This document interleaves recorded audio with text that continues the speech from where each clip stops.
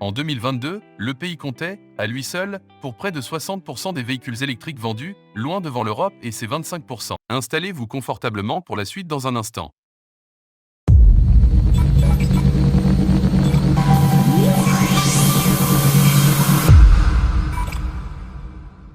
Bienvenue pour ceux qui découvrent cette chaîne YouTube à l'instant. Avant de suivre cette vidéo, veuillez cliquer sur s'abonner pour activer la cloche de notification pour ne rien manquer de nos prochaines vidéos linkées pour nous encourager. De quoi inquiéter le champion américain, car, même si ses ventes en Chine augmentent, sa part de marché diminue, passant de 15% en 2020 à 10% en 2022.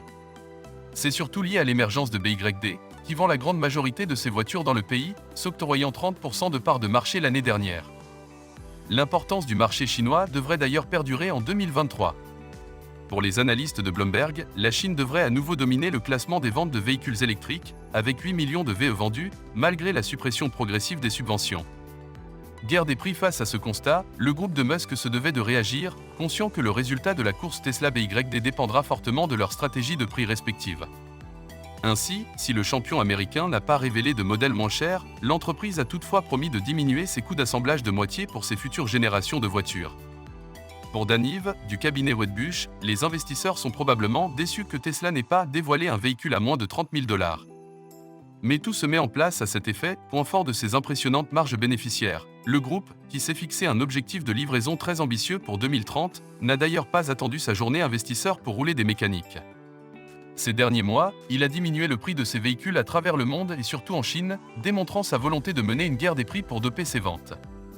L'effet fut immédiat et les livraisons de la société basée à Austin, au Texas, dans le pays ont bondi de 18% en janvier comparé au mois précédent. Certains experts doutent toutefois que cette hausse s'inscrive dans le temps. Une fois que BYD et d'autres startups de véhicules électriques suivront pour baisser les prix, l'effet des réductions de prix de Tesla pourrait disparaître en un clin d'œil, souligne Ye Zhang, directeur général du cabinet de conseil automotive Foresight. Malgré la récente diminution de prix, la société propose toujours des modèles plutôt coûteux, car elle se veut une marque de luxe. En conséquence, BYD et Tesla n'ont été que très peu en compétition jusqu'à présent. Mais c'est en train de changer. Si Musk a reconnu qu'il devait davantage démocratiser ses véhicules pour booster ses ventes, la société dirigée par le discret Wang Xuanfu commence, de son côté, à empiéter sur les plates-bandes de Tesla en tentant de conquérir le cœur des riches chinois. Ainsi, elle a récemment lancé une marque spécifiquement consacrée aux véhicules électriques de luxe. Comble de l'ironie, BYD s'est même permis une hausse de prix de l'un de ses modèles les plus populaires. Pour Gary Black, cofondateur du futur fund active ETF, FFND, la raison des bonnes performances de l'entreprise est d'ailleurs simple, BYD est présent dans tous les segments de prix en Chine et a donc gagné beaucoup de parts de marché. Les batteries donnent l'avantage à BYD, mais la société, fondée en 1995 dans le secteur des batteries pour téléphones portables, possède un autre avantage stratégique, elle fabrique ses propres batteries et semi-conducteurs, deux éléments essentiels à la production des véhicules électriques. Nous aimons l'intégration verticale de BYD, construite sur de nombreuses années, que beaucoup essaient maintenant d'atteindre, note Kevin Nett, analyste chez Edmond de Rothschild Asset Management. Cela permet notamment d'expliquer son énorme croissance, alors que la pandémie affectait fortement les chaînes d'approvisionnement à travers le monde. Du côté de Musk, on estime que Tesla devra encore améliorer sa technologie de batterie, qu'il a qualifiée mercredi de facteur limitant fondamental. Le groupe, qui fabrique ses propres batteries, continue d'acheter la majorité de celles-ci à des tiers, dont le chinois CATL, le japonais Panasonic et même BYD. L'homme le plus riche du monde a aussi évoqué les métaux nécessaires à la construction d'édites batteries, dont le lithium. Par le passé, Musk s'est déjà plaint du prix élevé de ce métal, surnommé l'or blanc, soulignant que ses coûts pourraient l'obliger à constituer sa propre alimentation en métal pour batterie. D'autant qu'aujourd'hui, les chaînes d'approvisionnement en batterie et en minéraux tournent autour de l'ancien empire du milieu, qui produit notamment le 3/4 des batteries lithium-ion. Les États-Unis jouent, quant à eux, encore un rôle très limité, avec seulement 10% de la production et 7% de la capacité de production de batteries. Alors que les relations géopolitiques entre Pékin et Washington se tendent, le champion américain se voit donc contraint d'aller chercher les ingrédients de ses batteries à l'étranger, dont en Chine. Le conflit s'internationalise, mais tout n'est pas rose chez BYD non plus. À l'heure où la vitesse de la réouverture de l'économie chinoise interroge, la société soutenue par le milliardaire américain Warren Buffett cherche à s'étendre à l'international, même si elle n'a pas présenté de plan précis. Le groupe mène une offensive sur certains marchés européens et 3 de ses modèles de voitures électriques sont présents en Belgique depuis la fin de l'année dernière.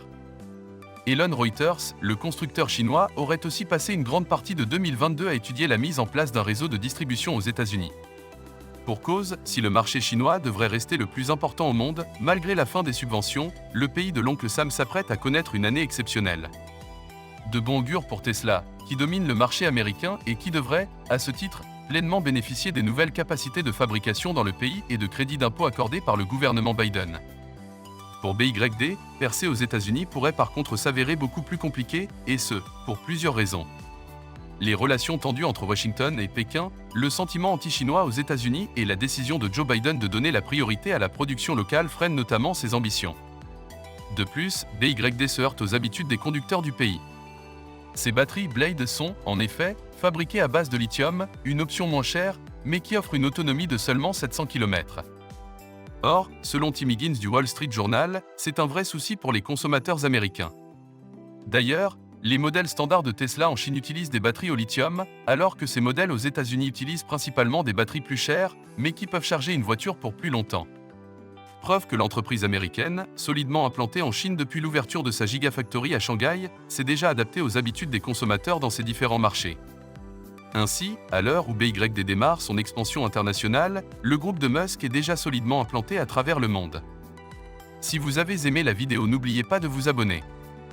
Activez la cloche de notification pour être informé de nos prochaines vidéos. Mettez le pouce pour nous encourager.